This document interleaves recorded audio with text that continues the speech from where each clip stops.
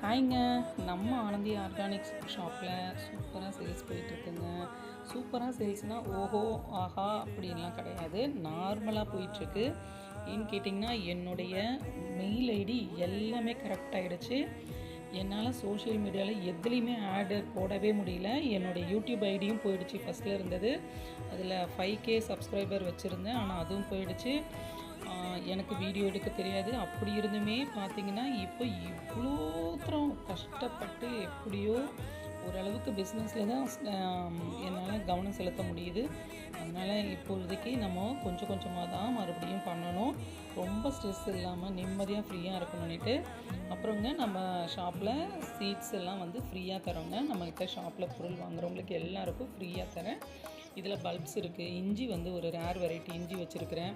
உங்களுக்கு தேவையானதை வேணுன்றதை ஆர்டர் பண்ணிக்கோங்க. தேங்க்யூ.